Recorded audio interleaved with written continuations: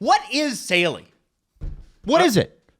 We've talked about them often. You don't know? Well, I just wanted, it's a pop quiz. Jesse, what's Saley? It's an eSIM service. That's right. It's brought to you by Nord Security. Steve, where else? Where is it available? Oh, it's all over the place. 160 countries and 8 regions. Exactly, Steve Dangle. Yep. The detailed Steve Dangle. That's what we call him. Yep. And listen, if you've ever been lost abroad or badly needed an internet connection with no Wi-Fi spot in sight, you'll understand what a difference a local SIM card can make. Maddie goes on trips all the time, and she uses our Saley discount. You know? It's true. And here's the thing. It also protects you from those pesky roaming fees that those companies that shall remain nameless like to charge. It's just, hey, you're going on vacation and leaving the office and leaving the country. We're going to make you pay for that. Yeah. We're a cell phone company. I thought their empire fell a long time ago. No, it didn't.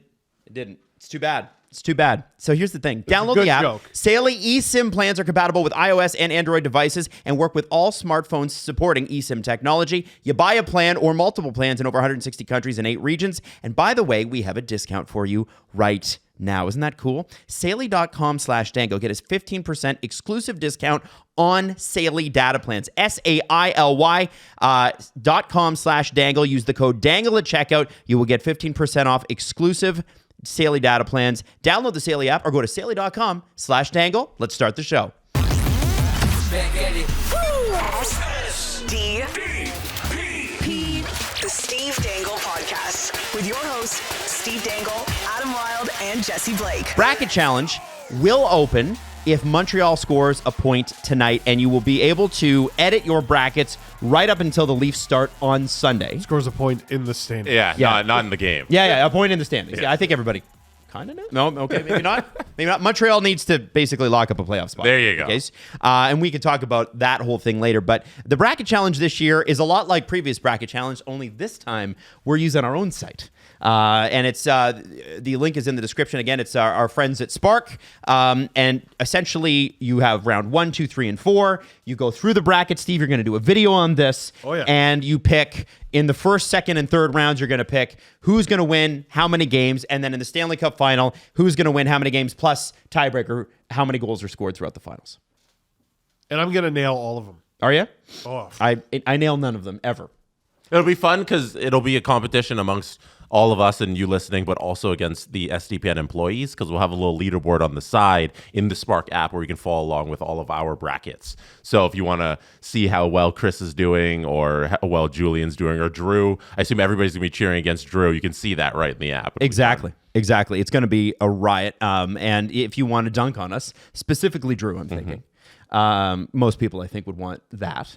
You can see them right along there. So it's going to be with the same company that we do all the trivia with. Yes. There will be prizes. We haven't announced them yet, but trust me, they're going to be good ones. And we gave away a really good one yesterday on the stream. I was referring to it as a Austin Matthews adult doll. But really, it's a McFarland figurine, and you can't even buy it yet. The Austin Matthews Four Nations figurine, which you gave. I was about to say, when we were giving it away, I was reading it and trying not to sound surprised. I was like, I didn't know this was an item you could. Well, it actually came in. We actually got the shipment after you left on Monday. Oh. And I'll hear Jesse all down the hall going, "Oh, that's really cool." Ah, yeah. So there are more of those. So wait, it's still in the building? Yes. So I could still just leave with it? You could. There are more of them. Okay. You could technically leave with one. Oh. Ideally, I think you leave with one and show it off on your video and go, look what you could win, and then bring it back so people can actually win them. Sorry, you cut out at the last part. Yeah, there it is. Look, first off, check out that beard. Check out that beard. Look at that. Look at that. It's pretty cool. And by the way, you can't buy them yet. You can't even buy them. We got them first. So we're so excited to hook you up with those. And as I say, plenty more in terms of scale of prizing. It's going to be a big one. Usually we get well over 1,000 people signing up for our brackets. This year, we're hoping for more. So let's get you signed up. It opens as soon as Montreal scores a point in the standings tonight. If they don't, well, then it's going to have to wait a little bit longer. I was about to we say, need wait. Montreal to lock up that damn playoff We'll spot. do it if Columbus gets in too. It's just, we're going to have to wait.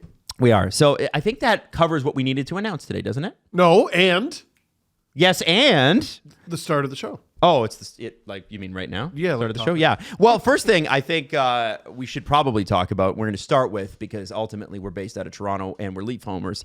The Leafs have clinched first place with both cheeks. It's finally happened. Yes. The Toronto Maple Leafs have won their division. Now, the last time the Leafs won the division, it was the Canadian division in COVID. We don't talk about that. And then the time before that was like 98-99 with Matt Sundin. Or 99-2000. It doesn't even really matter. Whatever it was. That wasn't the Atlantic Division. The Leafs have never won the Atlantic Division. And I was saying last night on the stream, 2 of the last 3 President's Trophy winners have come out of the Atlantic Division. When people go, oh, that's pretty sad and sorry, while I agree with you, Florida having a crazy year and then Boston having a record-setting best year of all time kind of prevented this from happening recently. Yes. And so, New York last year won the President's Trophy, which is hard to believe now. It's a big deal. And I want to talk a little bit about, and we could, what? Can I throw this out there? Give it to me. So I was looking, since the beginning of the Matthews era, the Leafs are 3rd in the entire NHL. Oh, wait. What the hell? Why is it out of order? This is a stupid website. The Leafs are 3rd in the entire NHL in wins since the beginning of the Matthews era.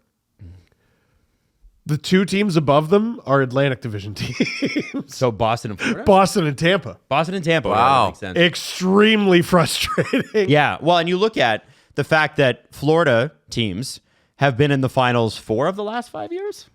5 of the last 5 years? Whatever the hell it No, is. 5 straight. Yeah. They've all come from the Atlantic. So it's been a really competitive division. So for them to win this one is a big deal. You mentioned the Northeast Division win in 99-2000, or was it 98-90? One of the 99. I think it was the second Cujo year. I think so. Do you know their last division win before that one? It was pre-67, wasn't it? It was probably named like the Odie Cleghorn Memorial Division.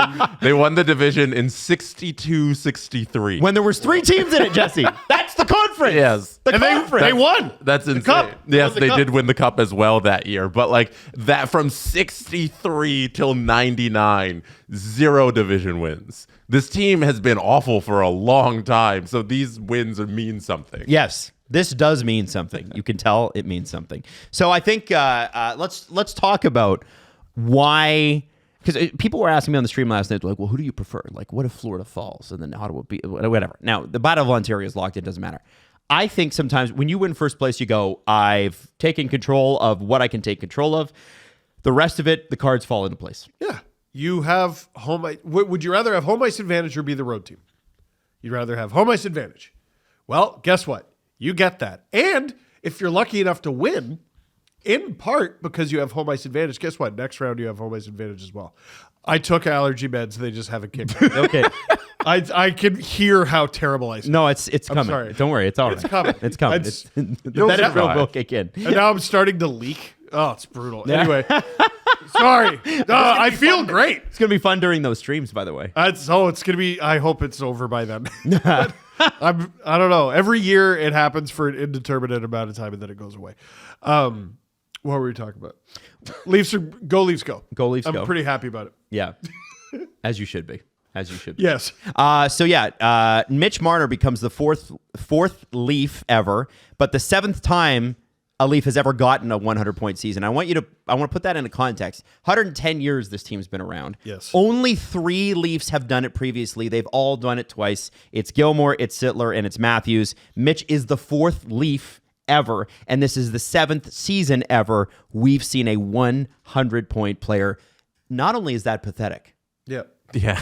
but it's cool for Mitch. Oh, it's super cool. Super cool for These Mitch. are great stats for the people accomplishing them, like the team and Mitch and Austin hitting all these numbers. But they're also really depressing and a sad state for the franchise as a whole. You know, the individual guys, fucking fantastic. You're breaking all these records. But to look at the history of the Leafs, it's sad. It shows how hard it is to do. Like, Sundin didn't even do it. He did have a 100-point season with the Nordiques, and no one cares about that.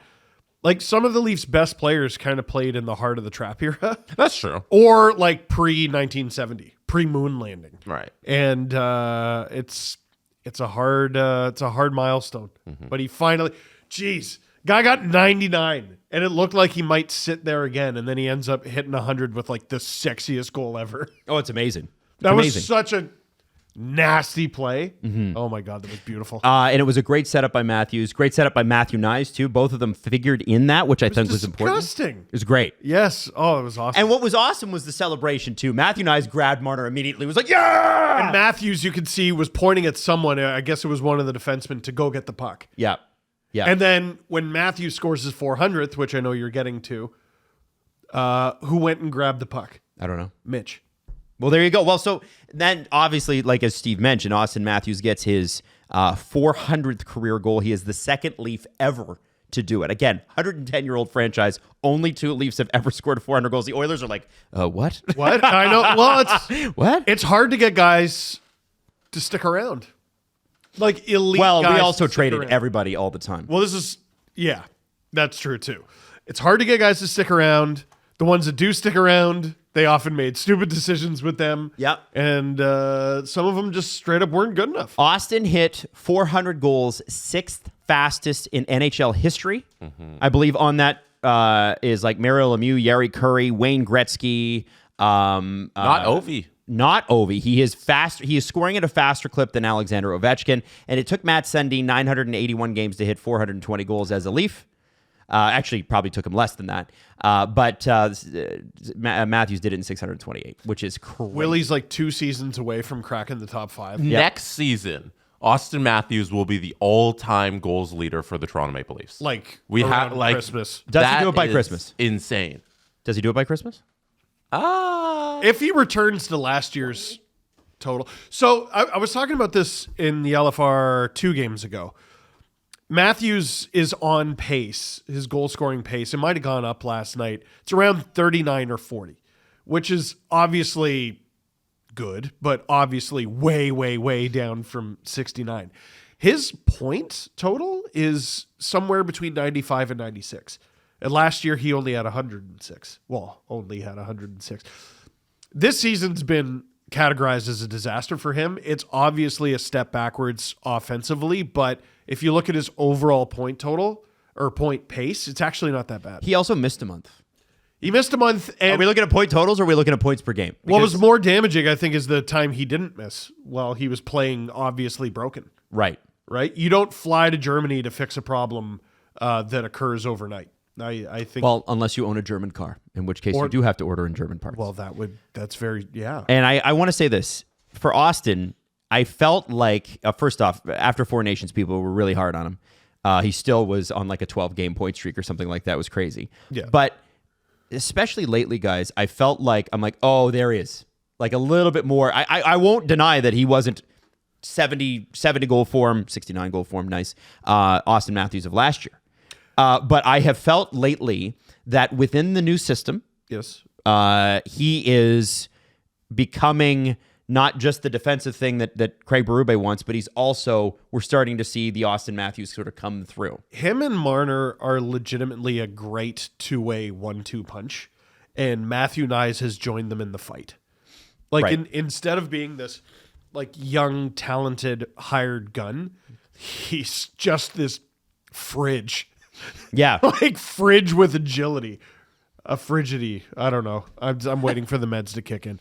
I've seen some people still be like, oh man, you got to break Matthews and Marner up. I used to be on that train, but when new evidence Presents itself, you're allowed to change your mind. Yeah. Yeah. And that line's friggin' great. Don't ever break it up. And like William Tavares is working great. And then they have this changing cast of guys at left wing, but like they all bring something different to the table. So I don't think it's a matter of, oh, we got to find something that works. It's about the right mix for the right situation. The Leafs are in such a good place. I don't know about comparing to all recent years, but definitely compared to last year, they're in a really, really good place. The Mitch and Austin thing about them playing separately, it would just be arguing with a wall. It would be belaboring a point if you were to continue that conversation at this point, because Craig Berube has played them together more than any other coach. This is the most minutes they've played together in a single season in their entire careers. He has doubled down on what Babcock hated, and then what Keefe started, and then now Berube loves this more than any other coach. So this is what he wants to run out there. It's Nyes, it's Matthews, it's Marner, and that's what it's going to be. So it doesn't make sense for us to bring it up and try and argue against that, because that's what it's going to be. Their work down low and on the wall, like they're just such a unit. And Nyes is such a huge part of that. Like, God bless Bunting, who was really good for a time. Nyes is quickly becoming like one of those unicorns in the league, or like a class of player, a type of player, a phenotype that just, it kind of went away for a while. We had such a fascinating conversation years and years ago about Tom Wilson and how Wait, was that when he signed his extension after the finals? yeah, he got his might have been. Was it before that? I feel like we were in one of the Sportsnet studios when we had the conversation, so I'm Right. trying to. But it was his long extension that was like $5 million or something.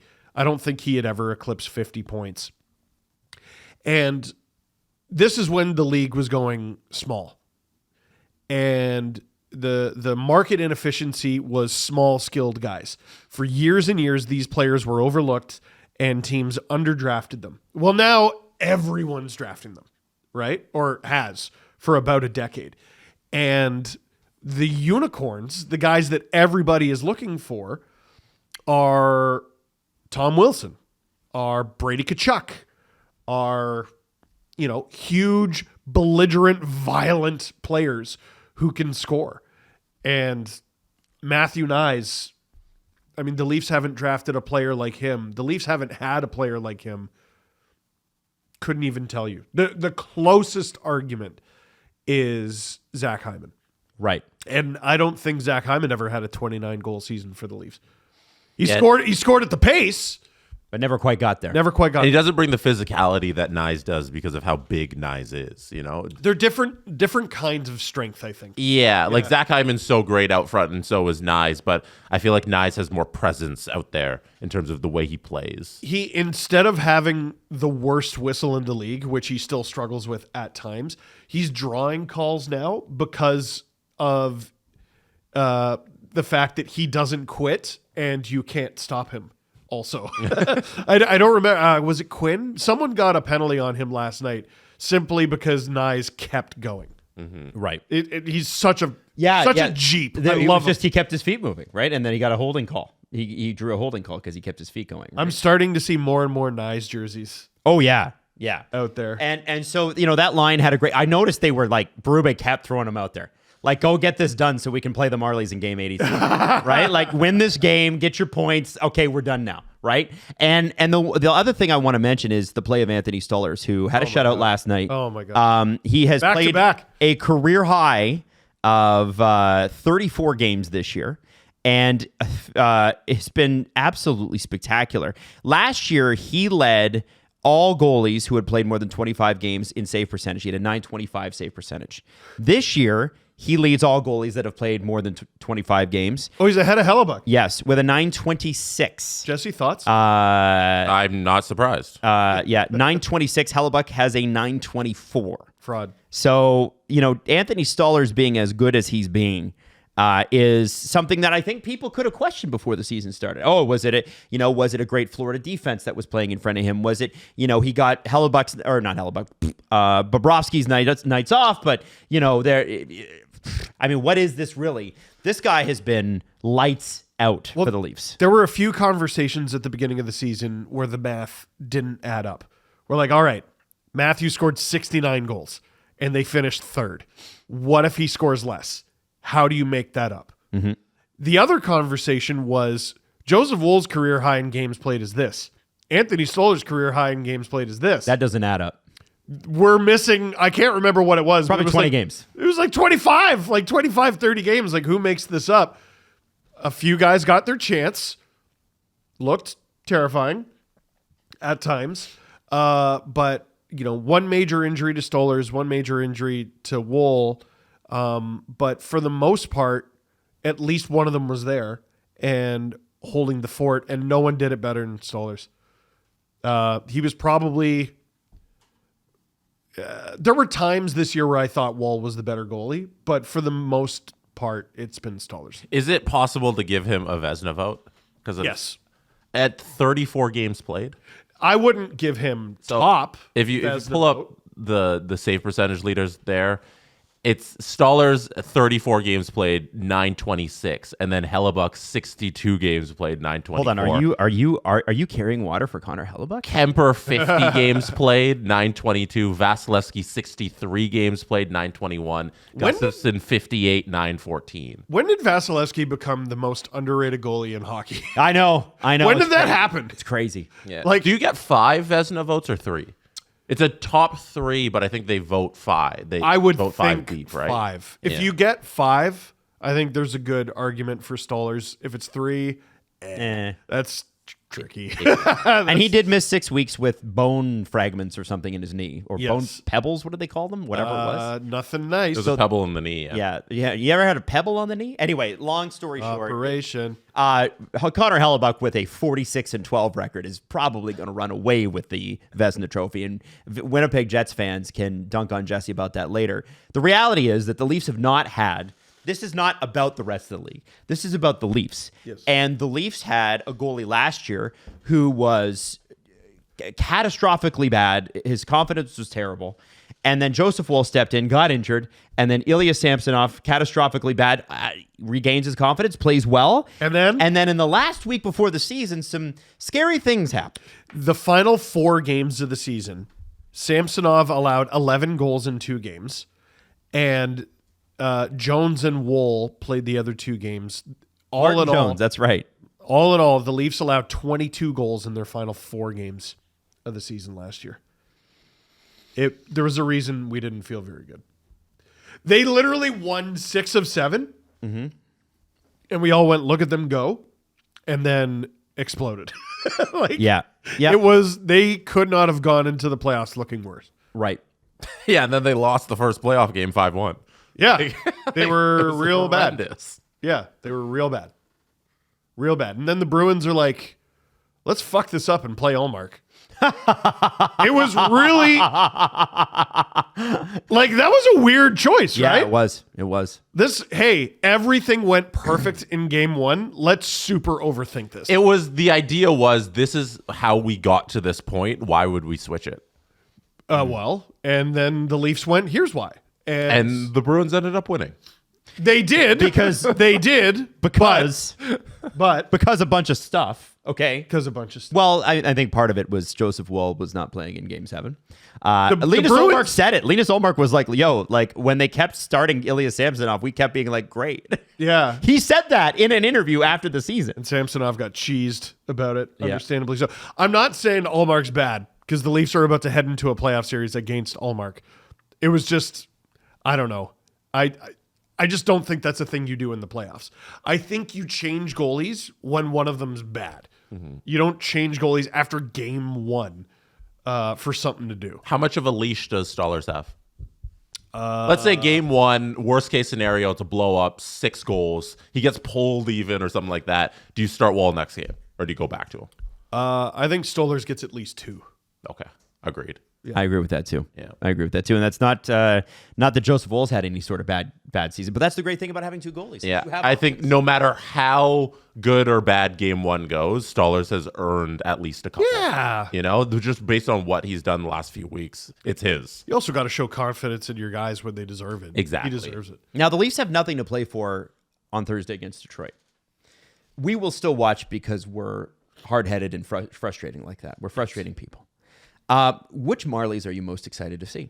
They can't play any Marlies. They don't have any salary cap. They have none? Yeah, so they're not allowed to bring up anybody unless they played shorthanded last night, which is how they got to bring up people last Saturday. So they can't do anything. They can't. So, the guys who are the 20 guys on the roster are the only 20 guys they're allowed to play next game. Here's the lineup. Wow. Are you ready? Got it. Okay. So take the lineup that the Leafs posted on Twitter and Instagram and all that. The fourth line plays the most. Third line plays the second most. I, for one, am excited for Nicholas Robertson to be a 25-minute-a-night guy. If Matthews and Marner play more than 15 minutes, I'm going to friggin' fire Craig Berube myself. Well, I think I want to give Nicholas Robertson a bit of a shout out because he also broke a personal record last night and became, it was the first season he ever got 15 goals. Mm-hmm. You know what, man? And that was a great goal, by the way. Oh, it was a great Dangled goal. UPL. Dangled. Is gross. Robertson and Holmberg have elevated their game.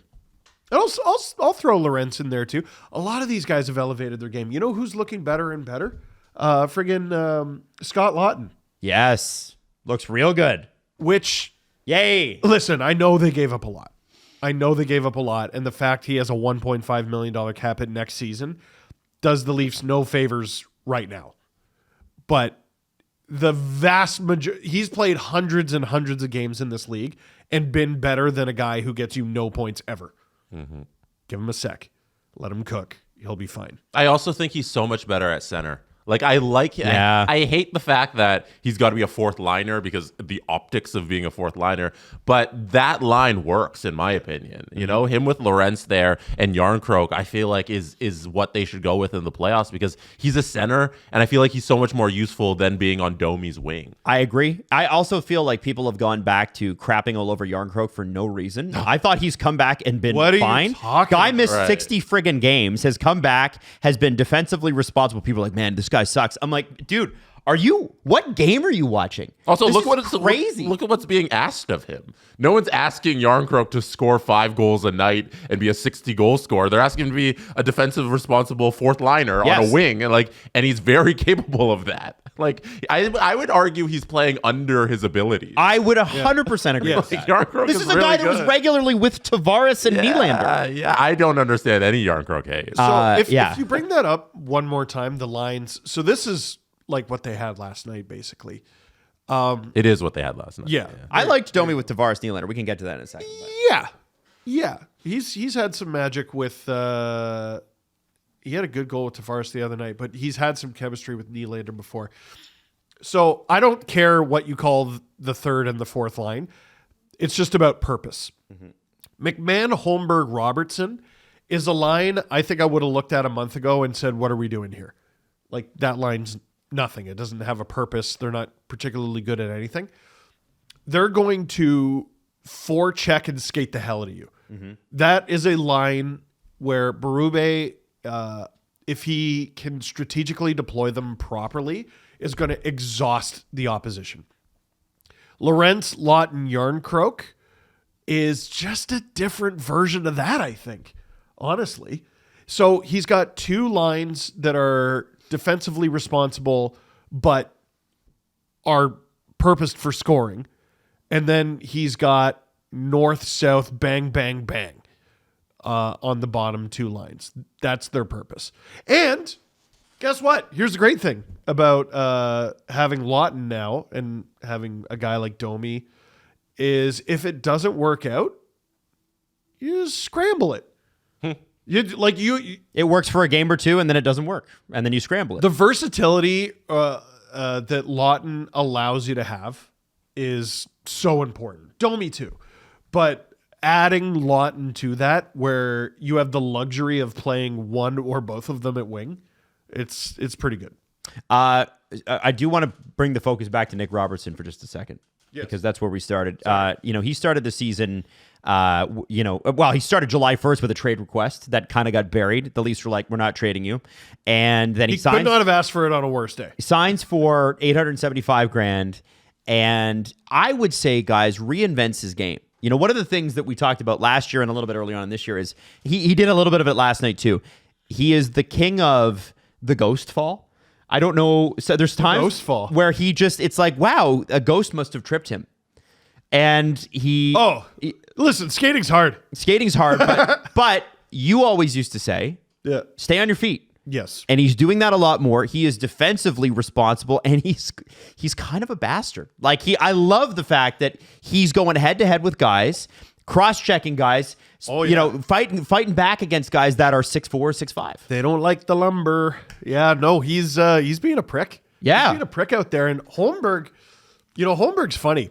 because he's doing a little bit of that too, and he can draw penalties and stuff like that. I mean, he's not the greatest offensively. We all know that. But what were we excited about when Pontus Holmberg came over? Do you remember?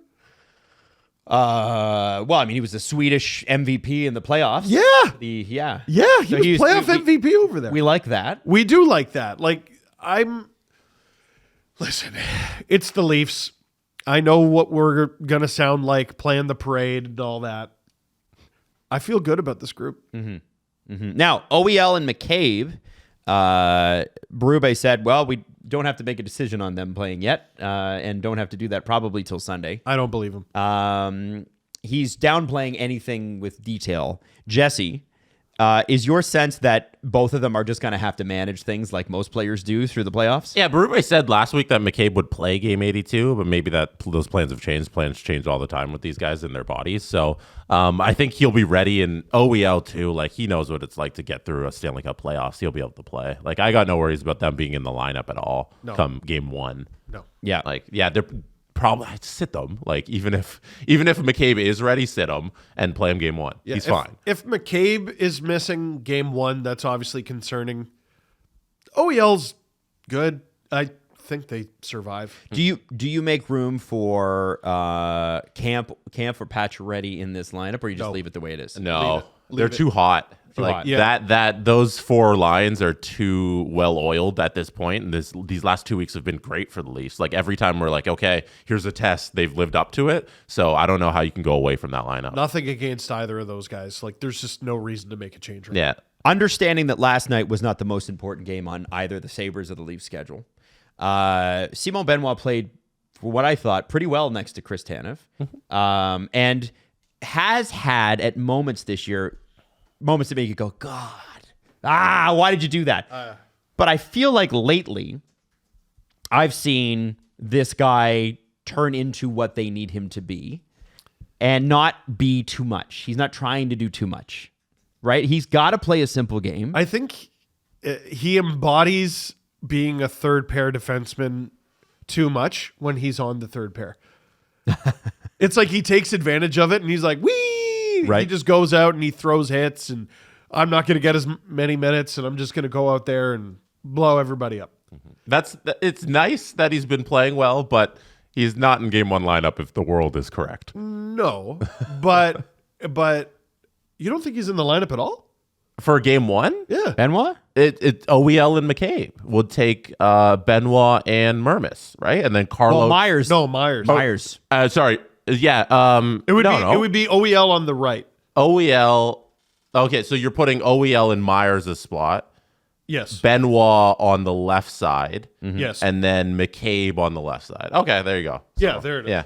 That's what Berube was doing mostly before those guys went. Yeah. So it's a matter of if you want Benoit or Myers in there, and I guess it's Benoit though. You could take Benoit out, put OEL on the left and someone else on the right. I'm assuming Myers, or Hakanpää, which everyone's I don't forgetting know. about. But Hakanpää is also an option. that's crazy. That's so nuts. Yeah. I have to say the play of Dakota Murmis last night, I didn't mind it at all. And again, I know it's not the most important game of the year, but he's had a good season with the Marlies after breaking his jaw. Which sucks. And then getting waived again and coming back. That sucks. That's a tough year. He played one game with Utah -2, and it's like, well, yeah, I shouldn't be here. So Yeah. I liked his mobility though. I was like, okay, listen, you have to understand, as Toronto Maple Leaf fans, defense has always been bad. We've gone into playoff series unironically with Martin Marincin in the top 4. Yep. We've gone into playoff series unironically with Ron Hainsey playing 25 minutes a night. Yep. Guys, and no disrespect to Ron Hainsey, but he was like 38. It's this defense core for us, if you're not a non-Leaf fan, is a revelation. Brandon Carlo, Chris Tanev alone.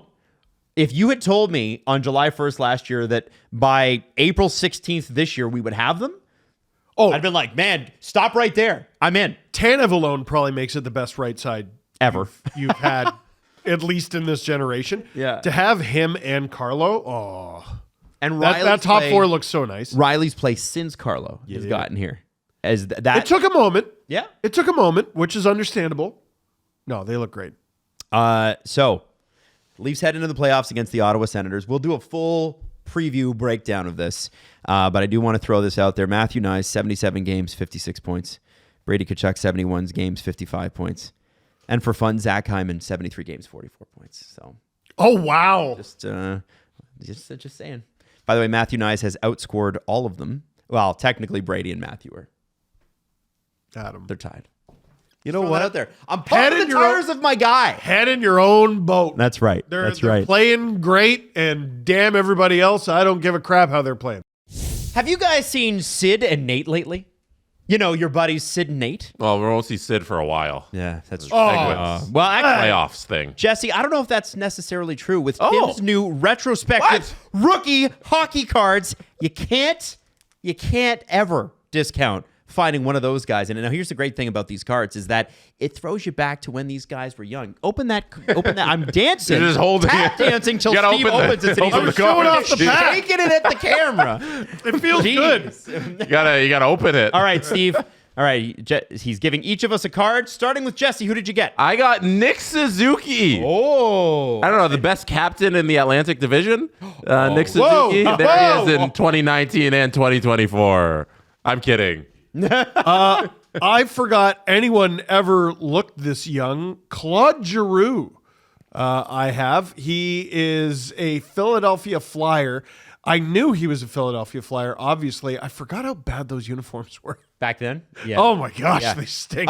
You guys are going to be super jealous of me because I got a Celebrated Prodigies edition. Oh.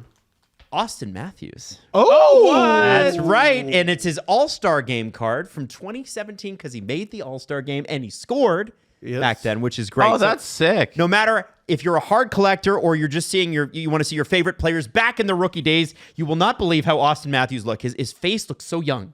You know what I mean? Like, look, right? Yeah, that's a young it's Austin. It's a different texture. It's matte. You could score legends like Mario Lemieux and Doug Gilmour, or stars like Giroux or Matthews or Marchessault or McKinnon, and of course Sid the Kid. Plus, every pack gives you a shot at prizes like free coffee, donuts, and autographed rookie jerseys. This is your chance to roll back the years, swing by your local Tim's, and start collecting now. You can visit your local Tim Hortons, download the Tim's app, and start collecting your new retrospective Tim's rookie hockey cards. Every pack features current and retired NHL and PWHL players from their rookie year, plus a chance to win prizes like autographed jerseys. Check it out.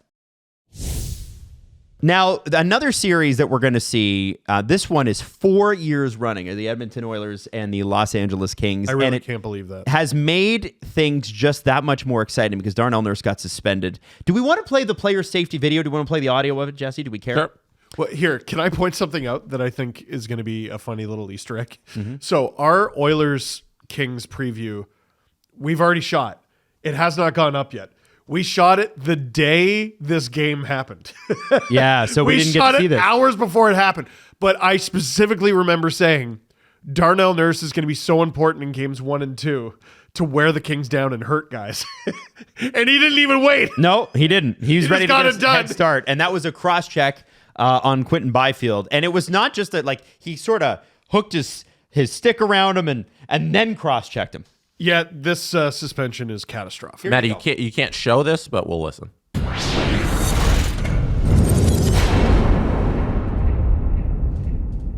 Monday night in Edmonton, Oilers defenseman Darnell Nurse was assessed a major penalty and a game misconduct for cross-checking Kings forward Quentin Byfield. He should have got 2. As the video shows, shoulda got in the 2. second period of a game that the Oilers are losing 4-0, Byfield and Nurse battle for a loose puck at the Edmonton net front. As the Edmonton goaltender covers the puck, Nurse wraps up Byfield's upper body and takes him to the ice. Then, with Byfield on the ice, and after the play is ended, Nurse pulls back his stick and shoves downward onto Byfield, striking him in the head. Wow. This is cross-checking. It's a terrible It is important to note that Nurse is in control throughout the entirety of this sequence and makes the decision to deliver an intentional cross-check that makes head contact on an opponent lying on the ice and is delivered with requisite force for supplemental discipline. And while we agree with the assertion that this cross-check is not delivered with exceptional force, it is only because of that fact that this incident is not met with much more harsh discipline. To summarize, Oh, put this up. this is cross-checking. Yeah, let's go. Key points. Nurse has been suspended 3 times and fined once during his 716-game NHL career. There you go. Oh, Cross-checking and history. So let me pull up the still of him shoving Byfield's head into the ice. Shoving buddies. So this is a fine. It's a fine. It's fine. He misses. Yeah, he gets suspended for a game. Look at that. He gets suspended for a game, but the game literally Doesn't matter. That word gets overused. It literally doesn't matter. So all that happens is Nurse loses the money that he's going to lose due to the suspension. The game check. It is a fine. Yep. This is a fine. Honestly, Nurse not being all that good at this is the only thing that saved him here. Because he tried to cross-check Byfield in the neck twice and missed twice. He did. Oh, not exceptional force. At the very beginning of the video, which the NHL, the Department of Player Safety, won't often do, they reference the score. Right. Why would they do that? Right. Why would they reference the score? Why do you think? Tell us. Because the Oilers are getting blown out, and the heavy implication of referencing the score is Nurse was just getting his pound of flesh, which is the colloquial way of saying intentionally tried to injure an opponent.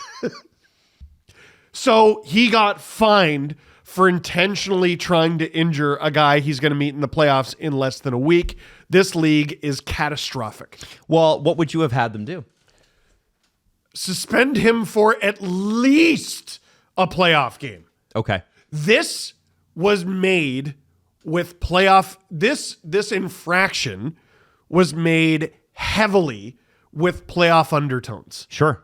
Nurse is trying to get a piece. He's trying to get a chunk of a player, an important player for his opponent in a playoff series that's going to begin in a few days. And his punishment is he's suspended for a meaningless game at the end of the season that doesn't matter to either team.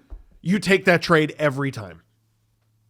Every single time. The NHL implied that this is intent to injure. They didn't say that, but to me, having a few decades of experience with the English language, the heavy implication is the NHL believes Nurse tried to injure Quinton Byfield. We know the intention, and they said, oh, well, the fact he didn't connect, or the force wasn't that heavy? The force was light. Yeah. Is the only reason that he didn't get more? What a joke. They suspend the What result. a They don't joke. suspend the action. Yeah. That's always what they've What a done. joke. If Byfield was out for the first round, he would be suspended. So Philip Deneau said they dressed their B squad and they're just running around trying to hurt us. Yes. And Corey Perry. Which is hilarious. Great chirp. Great chirp. Yeah, because chirp, statement of fact, as backed up by the NHL's Department of Player Safety. Right. He might as well have been, these fucking pigeons are down 4-0, so they just started laying the lumber because they suck ass.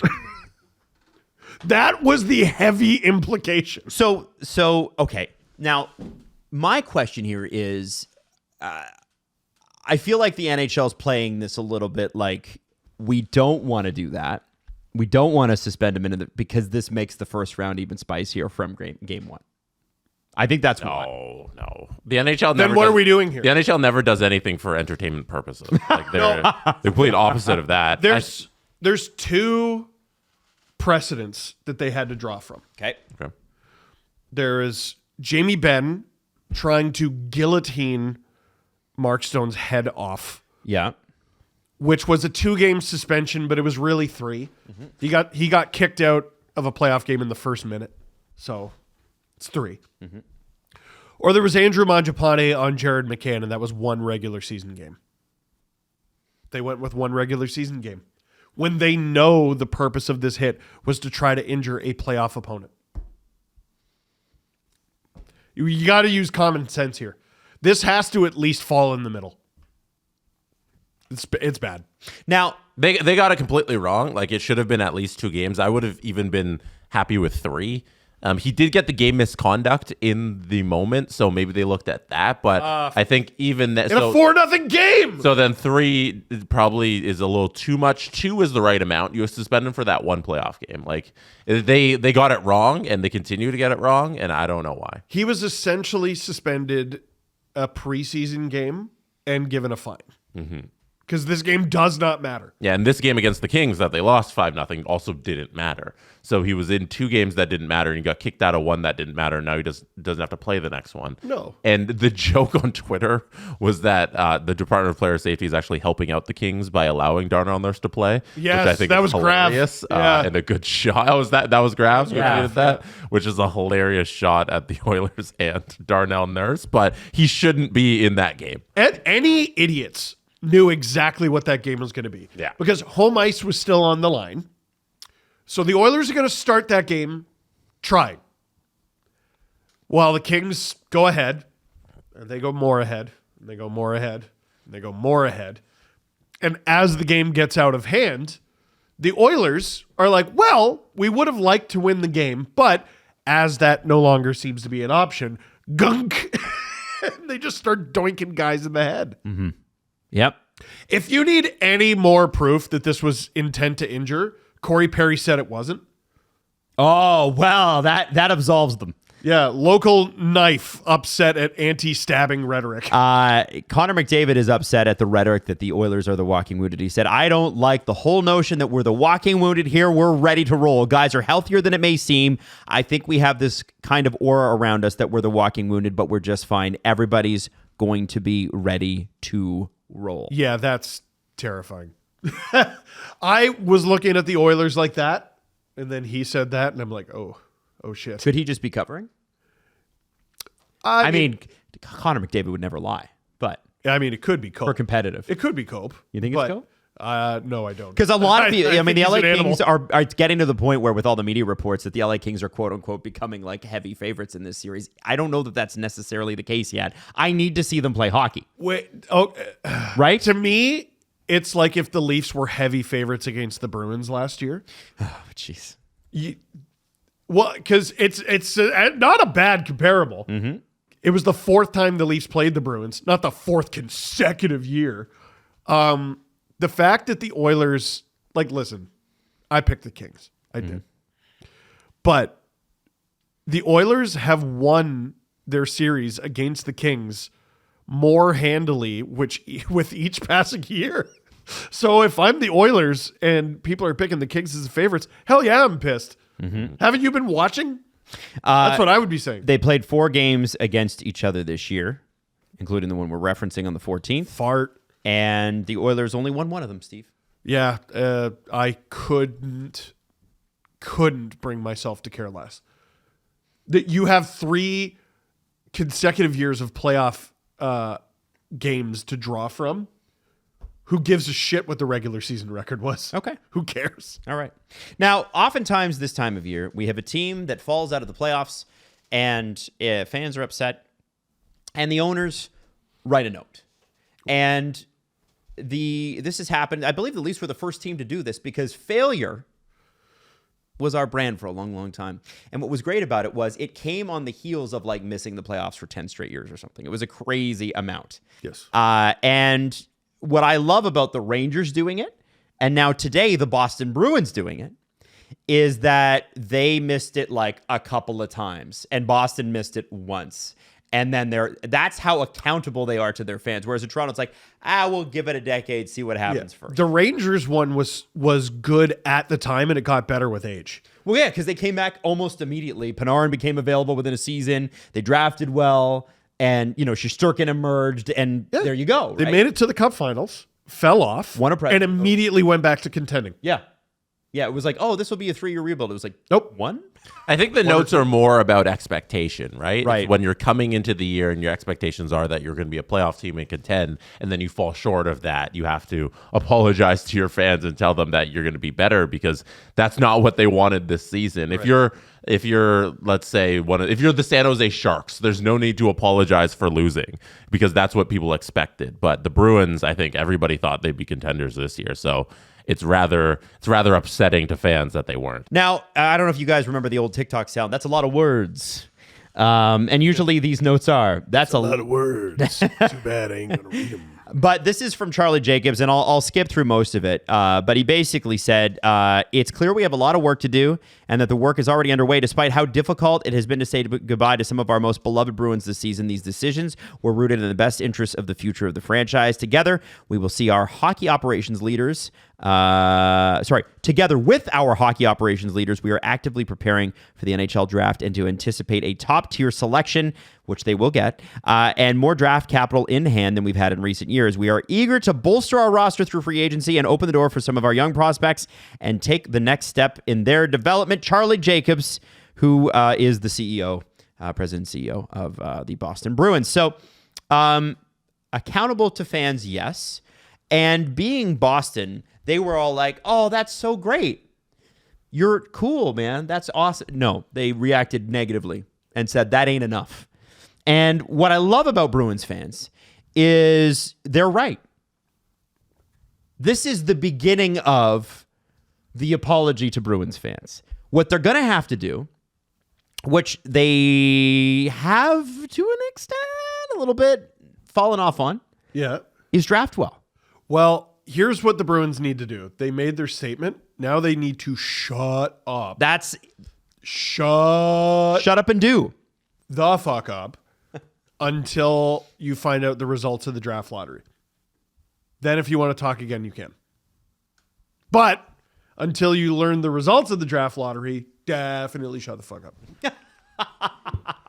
And this isn't against the Bruins. It's when teams in this position where they're like, oh shit, we're bad. Like, they didn't mean to be this bad.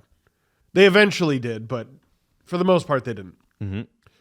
It felt like it wasn't even that long ago. We were like, are they going to miss the playoffs? I didn't believe it. And now they're last in the East. I never would have predicted that. At points this year, they were at significant points this year. They were in the playoff picture. Oh yeah. They were like nipping at the Leafs' heels. We're like, this is so annoying. But I give the Bruins credit. If you're going to lose hard. Oh yeah. Lose heavy. Lose a lot. Oh yeah, buddy. Like, listen, we can talk. I want to talk about the Calgary Flames. I enjoyed the fight.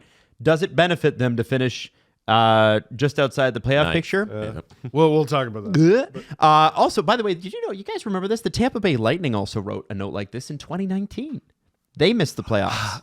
No, we don't have any word. They lost to Columbus. Oh, they lost to Columbus. They won they had the greatest regular season They had ever. their best regular season in the last, during their cup runs. That season was better than all these other ones. At the time, it was the best regular season any team had ever had. Yeah, and then the Boston Bruins, who now suck, took that over. One of my favorite tweets blew is, it. thank you, Mr. Jacobs. We have total faith that Don Sweeney will turn this top 5 pick into a solid third liner. That seems to be the sentiment right now. And you know what? You want to run the Bruins and own the Bruins and be in management of the Bruins? You should expect fans to be, you better start winning. Oh, yeah. I'm sure he knows. I like it. I don't think Don Sweeney is a very good people manager. No? Just Why not? seeing the way the coaches have gone through by the wayside the last couple of years, seeing the way he's fumbled contract negotiations with the goaltenders, it doesn't. I don't think he's right for the next era of NHL presidenting. It felt, Jesse, I agree with you, but it feels a little bit like Shanny Dubas in the sense that whatever Don does, he's got to run up the pole to Cam. And the reason I feel like Cam Neely has got to take some ownership here is because when the Jeremy Swayman contract thing blew up and Paul Bissonnette is saying one thing and the Bruins have to, what do they call it? The spit and something. Like he was spit up in yourself. Yeah, like, oh my God. Yeah, no, but I think those two guys are the same guy to me. Okay. Neely and Sweeney, they're two peas in a pod. Fair enough. They're conjoined twins. I think, if you want an organizational change, it wouldn't be about firing Sweeney being the general manager, firing Cam being the president. It's getting rid of both of them if they want an actual change. That's why I don't think it's like Shanny Dubas at all. Yeah. I think these guys are way more aligned. That's where I'm on that side okay. too, where it's I think they think the same and both of their moves are made in tandem with each other. So I think if the Bruins want actual change, it'd be about moving on from both of them. It's going to be very interesting. Cam Neely sure sat tall preseason saying, boy, I'm glad we haven't signed Jeremy Swayman. We don't want to get ripped off. Yeah. Turns out it was over $2 million or $4 million over 8 years that Swayman missed training camp. absolutely set the season off on the wrong thing, and I think they never really recovered from it. No. Swayman's play never really recovered from it. It's a tough thing to lose a training camp. It's a tough thing to lose guys like Brad Marchand. That sucks. They fired a good head coach for when I think like the large part of the reason the Bruins sucked and the coach wasn't successful was the roster. Like it wasn't on the coaching, and he's gone on to prove that that's the case. And Jesse, where's Monty now? Having a lot Playoffs. of success. In the playoffs. There's never been more definitive proof that firing a coach was the wrong choice at the time. Also, we're going to get into award season, and there's going to be a lot of, his team did make the playoffs, his team didn't. Mm-hmm. David Pastrnak should probably get Hart votes this year, and I doubt he gets very many, if any, because the Bruins finished last in the East. Can I show you how little he had to do with that? Last year, he had 47 goals. He played 82 games last year and this year. Last year, he had 47 goals. This year, he had 43. Last year, he had 63 assists. This year, he had 63 assists. Last year, he had 110 points. This year, he had 106. Last year, he had 47 penalty minutes. This year, he had 42.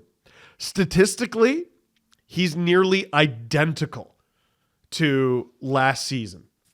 His contributions to the Bruins this year were nearly identical to his contributions to the Bruins last year. Here's the difference. He had 106 points. The next closest Bruin is Morgan Geekie at 57. Yep. And that big contract they handed to Elias Lindholm. I mean, he did have 47 points, so maybe that's good enough for third. No, it isn't.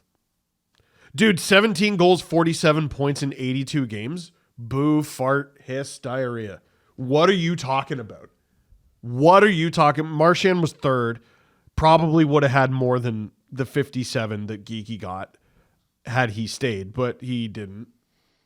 So, and then you got the Nikita Zadorov contract, which when it was signed, he was coming off a real hot playoff. The big X factor is next year the Bruins are essentially going to gain a top pair, which is crazy. Yeah. Like they're going to have the best off-season acquisitions of any team. They're going to get their entire top pair back. Yeah, Hampus Lindholm and Charlie McAvoy, yeah. Yeah. But that's a chasm up front.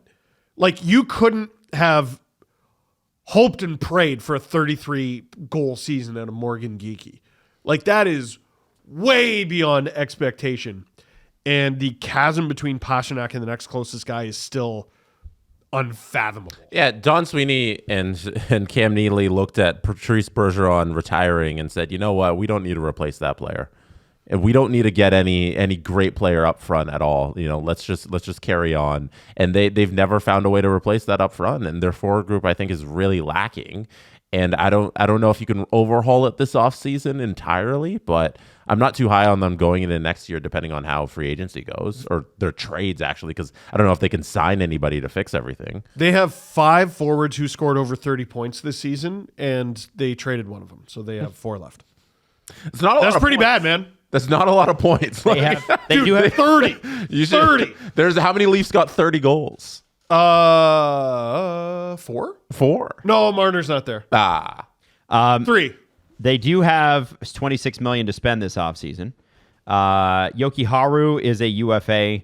Cole Koepke, Vinny Lettieri, Kuznetsov, Geekie, Beecher, and Farinacci are RFAs. So they do have some re-signing to do, but it seems like they could make something happen there.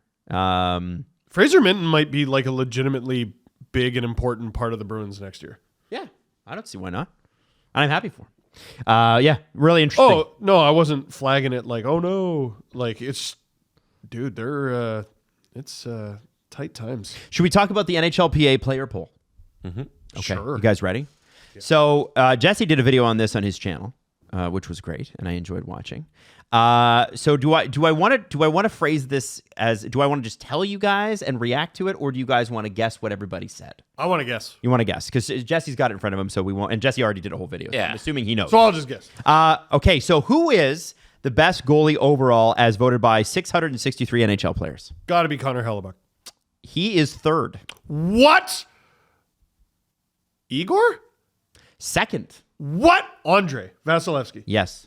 Okay, you know So what? underrated to play people outside because you mentioned it earlier. Yeah.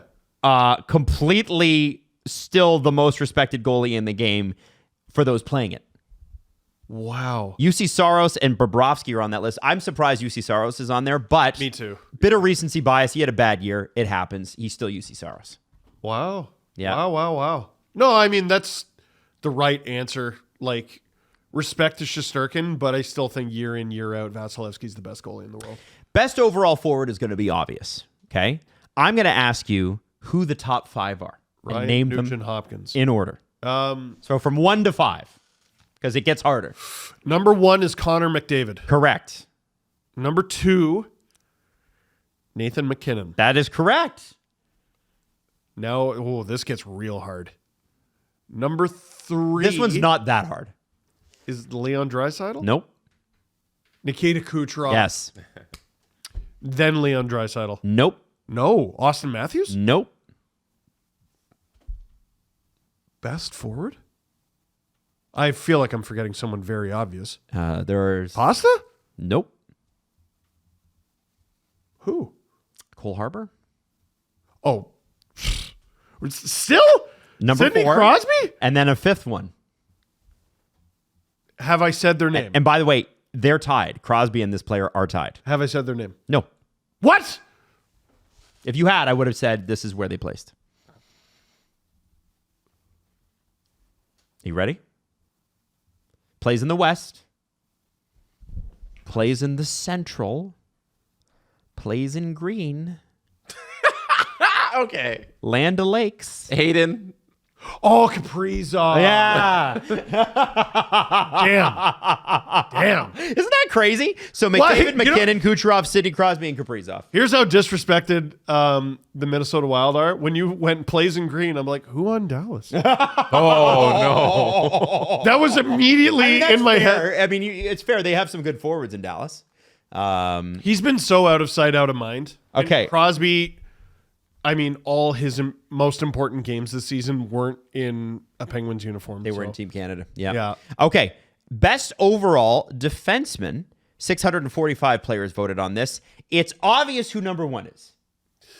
Is it? It should Is it? be. 71% of NHL players said this guy. Is it Makar? obvious to Steve? Makar? Okay. What's less obvious is who came second place with. So we have 71%, almost 72% of NHLers said this guy's the best defenseman. Number 2 got 7.4% of the vote. That's got to be Quinn Hughes, right? It is. Okay. Okay. Because he's controversial. Like, not a lot of people love his defensive game. Well, and also in Montreal, they'd be like Lane Hudson. So those trees are- Okay. He just got here. no, Let's all calm he's down. the best. He is Larry Robinson incarnate. Also, some of his best hockey's been recently, so Yeah. like it wouldn't be represented in their answers. Next on the list, give me 3, 4. Give me 2, 3, 4, and 5. Is Hedman still on the list? Yes, he is number 3. Well Number done. 3. Okay. There are a couple surprises at 4 and 5, Jesse. Wouldn't you say?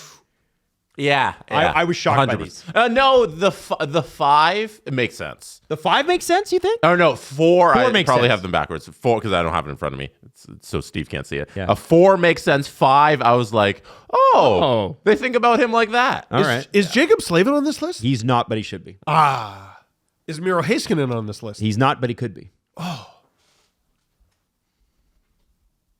Best defenseman in the end. Oh, is Zach Werenski on this list? Not on the list. Wow. Think older. Think He's been defenseman around who has for a scored while. 100 points recently. Yeah.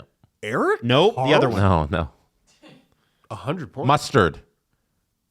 Central You Division. saw a Stanley Cup final game. Barry Trotz. Stanley Cup final mustard team. You love Eddie George. Oh, Roman Yossi. You love Eddie George.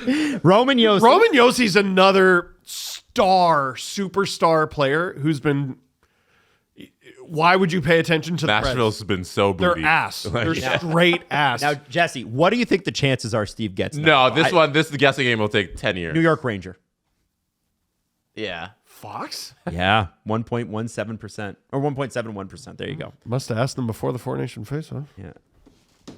I'm surprised Fox beat out a guy like Slavin or Heiskanen or whatever. I wondered if that just kept. You gave a lot of names that I think this season you should definitely put ahead of Adam Fox. Yeah, the 1.71%. How many people do we think that is? You can calculate it. It's 645 votes. So it's like 5. I'm not Or good at math. 6. I mean, neither. Yeah. Okay. I don't know. Basically, if you actually want to know, how much? use your How much? calculator. But I don't care that much. No, I don't give a shit. All right, now this is an interesting one. I don't care. And there are 1, 2, 3, 4, 5, 6 people because there is an almost tie at number 1. Most complete player. And by the way, these are all forwards. Barkov. Is number 2. Yep. Most complete player. Is Matthews on the list? Number 5. Okay. Is McDavid on the list? Yes, number 4. Nice. Matthews, by the way, is tied with somebody. Callie Yarncrow. Complete. Is Crosby on the list? He's number 1. What? You got to think about how these guys are thinking about it. Yes. The defenseman thing opened my eyes because it's not how they saw this season going or who's ranked this year. It's like, what has this guy done in his career and what are his top end abilities? What do I know that this guy can do? Well, some of the online discourse I've seen this season is like, oh man, Victor Hedman's falling off. And these guys don't think that way at all. Oh, they know who Victor Hedman is. Yes. Same with Vasilevsky. Like, they know who he is. That's why he's number 1, you know? Oh, okay, so sorry. What have I gotten? Crosby at 1, Barkov at 2, McDavid at 4, Matthews at 5, but he's tied for 5th with somebody else. So you need number 3 most complete player, and you need the guy who's tied with with Austin Matthews at number 5. Is it possible Mitch Marner's on this list? It is not. I think he could be in a certain circumstance. Yeah. But all of these guys are centers, and I think that plays. Yeah. Oh. He doesn't have the goal scoring like some of those guys. Yeah. Doesn't play center. Is Nate on the list? Nate is number 3. Okay. Yeah, that should have been a free square for Yeah. you. Well, Nathan I don't McKinnon. know. Like, it's complete. So, like, they might galaxy brain it or something. No, they're not. That's the thing. They're not galaxy braining any of this. Yeah. Eichel. No. Oh, And this that's one- the right answer. This though. one is interesting because this player has extended their career much longer, I think, than a lot of people thought they could based on the game they play. And remember, he is tied for 5th place. And you have to think like an NHLer thinks. The respect you would have for this player for the years they've put in and the cups that they've won and the abs, like they've been through hell and back with this team. Okay. The Cups multiple. 2. Well, okay, it's not Stamkos. Point? Nope. Do I have the right team? Nope. Multiple. Long tenured veteran, 2 cups, You gotta give him better hits. 2 Cups. Give him the conference. palm trees, Western Conference. Oh, so California then. He Kopitar? there you Kopitar. go. Wow. Kopitar. Which is, I think, fair Yeah, I think so. He's up what's he at this season? in terms of points. Yeah, weren't we at one point like, hey, does anyone else know that Kopitar, who was once nominated for the Hart, is having a career year? Kopitar 39. in this 80 games, he has 21 goals, 46 assists, 67 points. Oh, okay. Well, that's pretty good. That's still pretty good. It's not. Again, he's like 39. Yeah. Okay. We're going to move on to best playmaker. Number 1 will surprise you. McDavid. Is number 2. It should Kucherov. have. Number 1. There you go. Yeah. He is. No, that doesn't surprise me. Yeah. I was surprised that, I guess I shouldn't be surprised Kucherov is the best playmaker. I guess I shouldn't. He's the most skilled, I think, at like the hockey deception part. Yes. Where it's like he thinks the game better than anybody else in this league. He makes everything look so easy because he's so ahead of the best in the world at doing everything in the ice. Yeah. I've never seen a playmaker so good at making plays out of fear. What do you mean? Like players look at him and they go, "Ugh," and that allows him to go, okay, and now I give it to someone else. Yeah. To a lesser mortal. So Now we that- got Kucherov, McDavid. Yeah. And then you've got, Is Marner on the list? no, he's not. Really? Not on Marner the doesn't list. make the player poll. Damn. I think that's a little disrespectful. Yeah, a bit. Like playmaker? One of the best power plays in the league since Jan 1st. But remember, it's long-term respect. Look what he's That done in the trend- playoffs. Is Look, Sid there again? Is Sid there again? He's number 5. Wow. as he should be. Wow. Good for. So you need 3 Sid. and you need 4. Neither will surprise you when you name them. One is in the East, one is in the West. Best playmakers. One is in the East. One is. Both have been to the finals and I don't believe have won. Huh. Yep, no, this player has not won either. So both players have not won a cup. Both have Eastern? been to the finals. Eastern team that has been to the. Best playmaker, been to the finals, never won. I mean, it can't be Pasta. Nope. No. I don't know. You ready? Yes. Okay, well, first one is in the Metro division and is a Kel Surprise, given the season that his team had, but is still a spectacular player. One of the only guys in the league making over $11 million. Oh. Who? Artemi Panarin. Oh. Number 4. Wow. And number 3, It wasn't the who can also play defense Right, yeah, category. I thought you were going to That throw one. Jack Hughes at me. number 3, Leon Draisaitl. Yeah. I was gonna earlier. I was like, they're gonna be hipster about this and be like, no, he's actually sick at that. Well, I wouldn't blame you, but again. I know, and I know he's sick at that, but whatever. Okay. Now let's play a little gun to the earth. Oh shit. It's the Stanley Cup Finals. Okay. And if you don't beat the Monstars, they take over the planet, and Kang and Krotos lead us into the future. Oh shit. Okay? Oh, shit. You need to win a face-off. Who do you pick? There are 5 names. Barkov.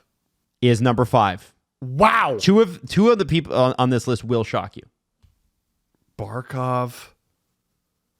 What the? Barkov. Think a little bit of the names. Some of the names you've heard before. Long tenured, respected. Crosby. Number 1. Wow. Number 3 is also long tenured, respected, and you were surprised was on this list earlier. Dude, I will bring up Sidney Crosby for no good reason on the show at any given opportunity, and even I'm surprised by the Chinese. No, you got to think about it in that context. I was saying it yesterday. Like if you were, you have a gold medal game. Yep. It's Canada versus USA, and I say, Steve, line up a player for Canada or for any team, your Steve Dangle team at the faceoff dot. Who are you picking? Who are you picking? Sidney Crosby. Nate?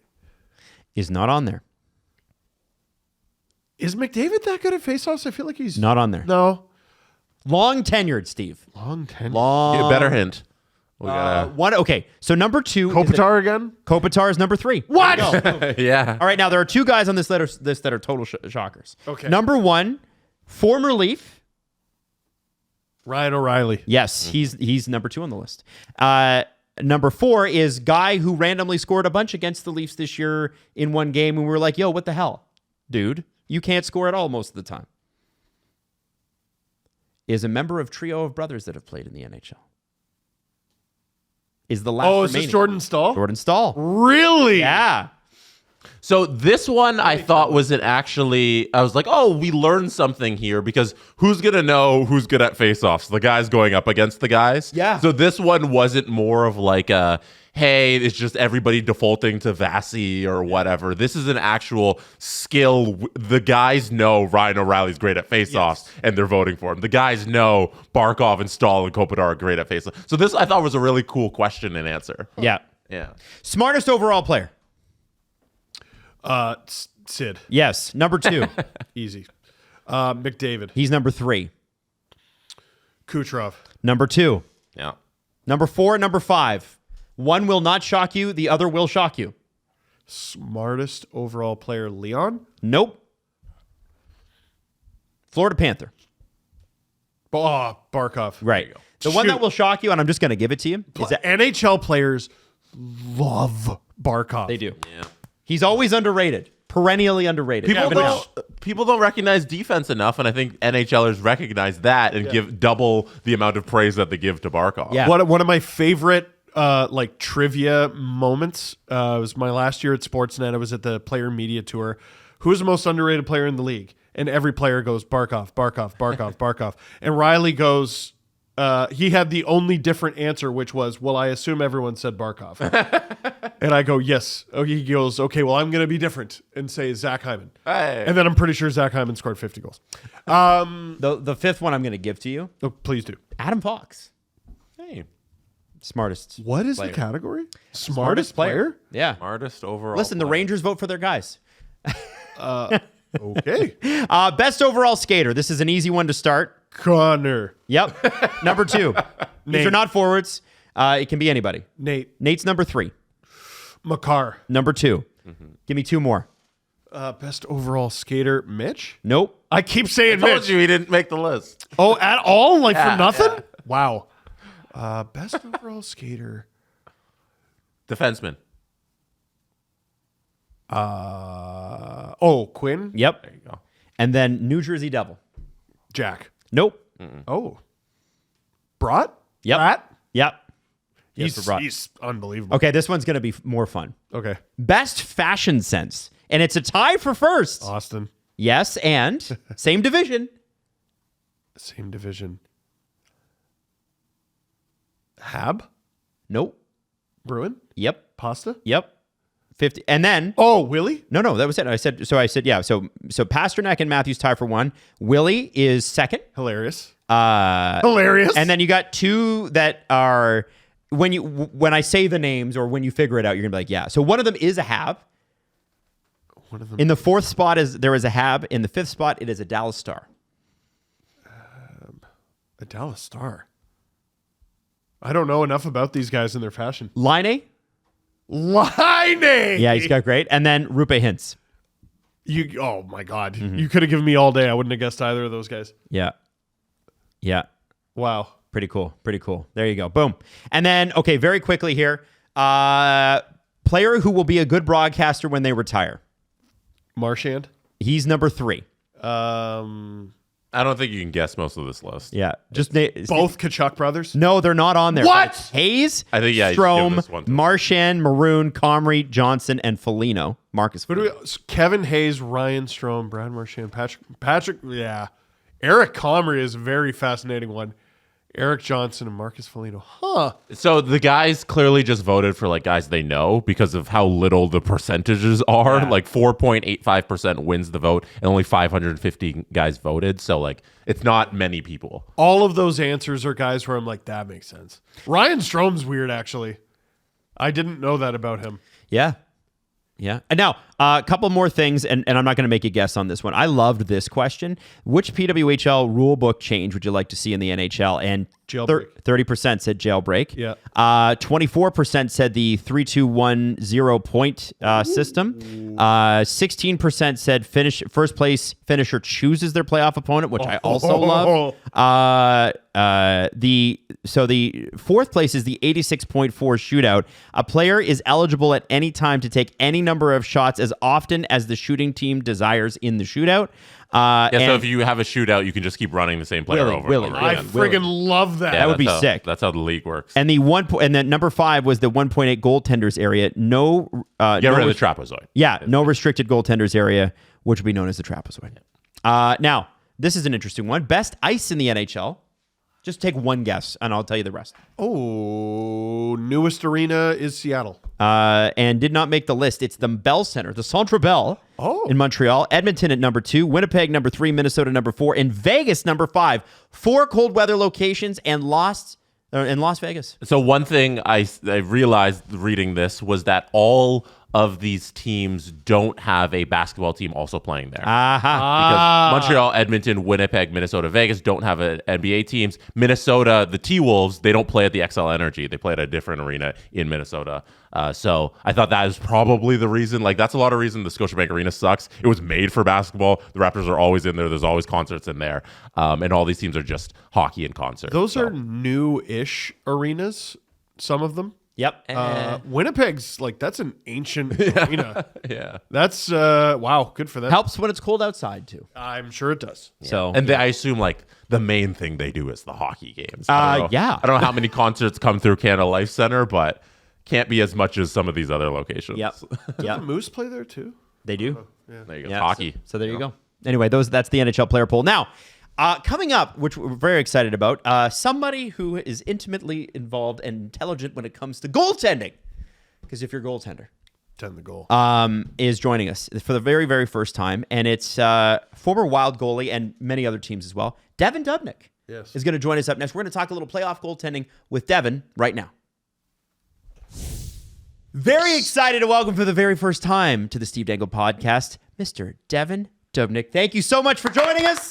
We're so excited Happy to to talk be here. goaltending in the playoffs, which is honestly, goaltending is the most confusing position in the whole world. Devan, I have to ask you firstly, why? Why did you choose to be one? Because it seems like an insane thing to be. Well, I don't know. I couldn't tell you. I do know that I'm getting paid back, and my oldest son is the goalie now. Oh, And I mean, he's 11 years old, and I've lost years of my life watching games already. And now I got my 9-year-old is wanting to play. So I mean, it is karma. It all comes back to get you. But I instantly, 2 games into the season this year, I had to call my parents and apologize for everything that I put them through. My 4-year-old just finished his first year of hockey school, and I was driving him home, and he goes, "Daddy, when I start playing games, I want to play goalie. How do I stop that? How do I make that not happen?" You say no. No, I don't think that's an Serious. option. Okay, know how well, to there's do other that ways. yet. There's other ways. Yeah. There's other ways to go about it. You can tape them to the net like Goldberg and just Yeah. rip slap shots at them. Use tennis balls though. Don't go with pucks right away. We don't want any serious injuries. Got it. You can hit them with a few tennis balls though. Those can sting a little bit. Yeah. If you're really mean, you could just put him in a game that you know he's going to give up 50. That'll usually steer them the other direction as well. So there's definitely different avenues you can go to get them out of there. But I think with the little kids, they're fascinated with the equipment. I was too. So they like to put it on. They like to get dressed. A lot of times you'll find you stick them out there for a couple ice times, and they either don't like getting scored on or they're bored, especially at the young age. My guy with the equipment growing up was Felix Potvin. Who was yours? Oh, that was a big one for me too, Felix Potvin. I had my first pair of pads. I had the blue pads with the white claws at the bottom. So cool. The Coho Revolutions. Yeah, I got the tiny little 27-inch pads. Those were my first pads. So they build them a little different nowadays for sure. With just a bit. The ones my kids use them, but Felix Potvin was a big one for me. Curtis Joseph too. With some of his cool ones with the Oilers, where he had like not really my style, but the wolf mouth on the pads, on the Louisville pads. Yeah. Right. Always big fan of that. Oh, yeah. Yeah. Okay. Now, oh, man, you're throwing us back here. Now, Devan, the reason we have you on is we want to talk a little bit about playoff goaltending. And you are a goaltender, so you see the game in a way that we will never see it, right? You know, thousands of hours in watching footage, being on the ice with goaltending coaches at the pro level at several different teams. You've played in the playoffs yourself. You know what it's like. So who are your 3 favorite goalies going into the playoffs this year? Who do you think is in for a great playoff based on what you are watching right now? Yeah, it's fun. I'm going to go with 4 because one's a combination. So I'm going to start off with Vasilevsky and Bobrovsky, and what an absolute treat. This is a goaltending dream matchup between these two because now with Bobrovsky, he's got his cup now. They both have winning cup experience, and these are 2 of my favorite guys. Bobrovsky's always been one of my favorite guys to watch. I think he's just an absolute freak athlete. The way he plays, the way he skates is just, it doesn't make sense to me. Never has. And he seems to continue to just grow on that skating ability. His power, his strength is just awesome. And now he has that, he had his bumps at the start when he got signed with Florida. Everybody's all over him. Not surprising on how much money he's making. Then he kind of started to build, almost got there, and then finally got there. So now he has that experience of the ups and downs in playoffs to go with. And then you go back to Vasilevsky. It's the guy we talked about him all the time. He was auto number one. And then I don't know if people got bored talking about him or he just wasn't his normal 920 self for a year or two. Still an incredible goalie, but his numbers this year are actually better than they have been. They're his best numbers he's had in 5 or 6 years. And so don't sleep on Vasilevsky. He's still the auto pick. If you ask somebody if you could have a goalie to play one game, who's it going to be? You're going to get 60-70% of people are going to say Andrei Vasilevsky. So these are two guys that I love that if separated could meet in the Stanley Cup final. But fortunately for our fans' sake, we get to see them in the first round, which is always to me the most exciting round. Well, and if the Leafs are able to pull out a first-round victory, they only have to see one of them, which is nice. But they're guaranteed to see one of them. That is the problem. That is the problem. Yeah. Okay, all right. So who else is on your list here? Next up, obvious, Connor Hellebuck. Playoff best Connor goalie Hellebuck? in the league right now. Well, that's the thing. We got to get there now. Playoff Connor Hellebuck. Before I look at this Jets team, and this is a team that is much better. They're built. He is still the main piece. He's still, they're still winning games 3-1, 2-1. Like Hellebuck brings them along. I think he's their MVP. What he's doing this year, or what he does every year.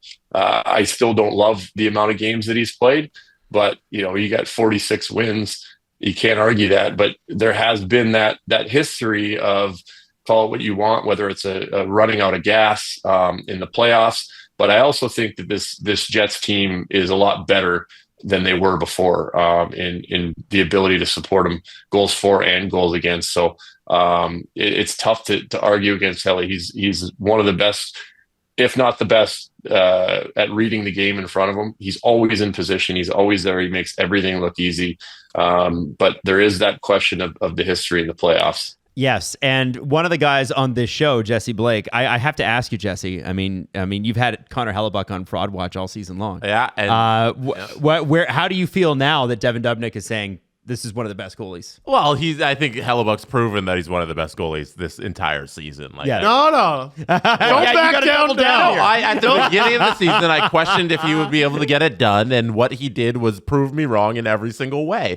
But now it's about getting it done in the playoffs, and the playoffs are a different animal. Like, I don't know about you, Devan, but like, how much of that mental game, being a goaltender, where you're kind of out there all alone, where there's so much pressure on you, does it ramp up with the playoffs, or do you just go with that mentality like it's every other game and you kind of just get through it that way? You have to, you try to keep it as in check as you can, but there's definitely an emotional ramp up and intensity level, all of that stuff. And an interesting thing with the playoffs as well is you get scouted a lot harder. And so if there are tendencies, especially with analytics now, I mean, you get scouted hard years and years ago too, but now with the click of a button, they can pick off every single weakness or tendency that you have. So that's going to be an issue. I shouldn't say it's going to be an issue. It's something that they're going to have to work with. And is that something that has plagued him in the past, where they do find a tendency that they can pick apart offensively, going after him, and not just him, but the team defensively, because they have been a great defensive team. He has had great numbers all the time. And then all of a sudden in a playoff series, the goals start to go in. So is that something that another team's seeing that obviously they're not going to let you know? I have an idea. I'm not going to share it on the show because I don't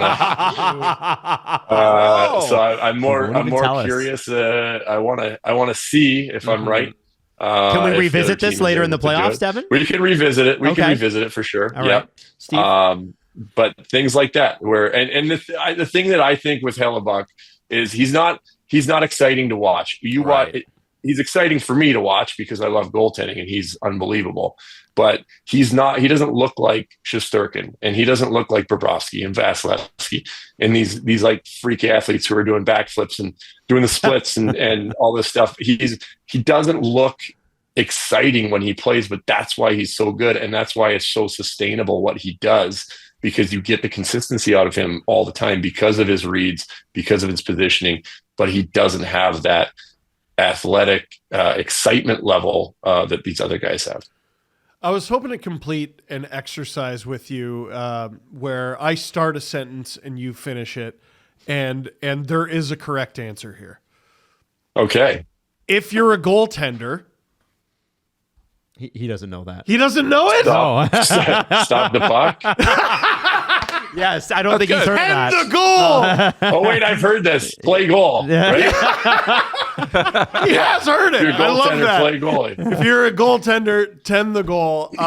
That is so. I used to do like a blooper segment at Sportsnet, and anytime a goalie went out of their net, Just say it, Jake Markstrom. Well, it was very often Jake Markstrom. The reason I'm being coy is I'm pretty sure I featured Devan at least 100%. once. Multiple times I would have been on there. And I just want to know what goes into the decision making of playing the puck, and who are some of the best goalies in the league at it? Well, it's a very important thing to do. If you know what drives defensemen nuts is when goalies don't go get the puck, and then you'll get to go back there with a guy with a full head of steam, and they're trying to make a split-second decision knowing that they're about to get plastered against the glass. So it does help your defense when you go back out there. You can't get hit. You can give an option, not just your D-men, but clean breakouts. And it depends on your ability. There's guys that are extremely good not at being able to read a breakout and then execute it. And a huge part about playing the puck as a goalie is the ability to see up ice while you go get the puck. And so that's as you're going behind the net, how are you able to get your body and head up the ice to see what's coming? Because if I go behind the net with my face turned to the glass, just focused on picking up the puck, I'm going to have no idea what's behind me. And the only thing I can do is blindly throw it away or throw it to a corner and hope that my D-man gets it. I wasn't very good at handling the puck. I had to work on it a lot. I was right-handed growing up, so I can shoot both ways now, sort of. But I never had a great shot, so I always just wanted to move it to the defenseman. It was get out there, find my option in the corner, and move it. Every once in a while, I'd clench up and maybe try to hit the winger, but that was a big step for me. But it does when you get guys like you look at Mike Smith when he played. Obviously, he had a lot of blunders, but you look at the amount of times he touched the puck. The good outweighed the bad for sure.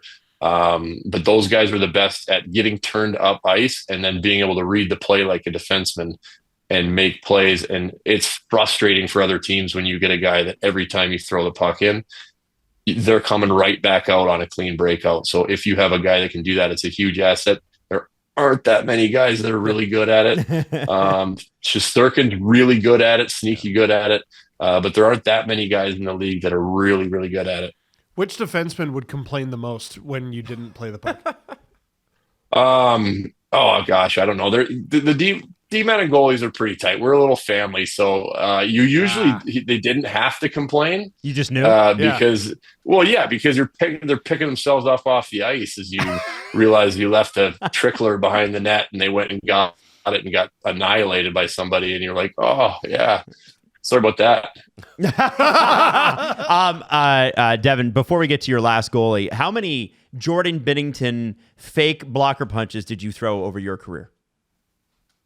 Oh, no, I threw the whole thing. You threw the whole thing. You connected. I threw the whole thing, yeah. Okay. I was usually careful with the blocker because you can get suspensions and stuff for the blocker. But for me, it was mainly stick. I was a little bit of an idiot in there. I was a little old school. My dad taught me to hit guys when they were in front of me. He was a goalie growing up too in the slap shot days. So I've got lots of good stories from him. But he always taught me from a young age. Somebody stands in front of you, whack them in the back of the leg. And I took that all the way through. Many times not warranted for the guy in front of me. Lots of times warranted. I used to get into it with Landeskog all the time. We became really good buddies when I got traded there. I learned the hard way. I slashed Anders Lee really hard one time, and he turned around and grabbed me by the jersey, and I felt like a small child. I had no control over my body. He just bent me over the crossbar and sat me to the ground. So you got to pick your spots a little bit there. But I had my fair share. I think I had 47 penalty minutes one year, my last year at junior. So wow, mostly slashing penalties. Yes. Oh my god, that's awesome. Okay, so last goalie. So we've talked about Bobrovsky, we've talked about Vasilevsky, we've talked about Hellebuck. Who's your last? And this is going to hurt. And I'm not saying it's going to happen, but I think Linus Ullmark is one to watch.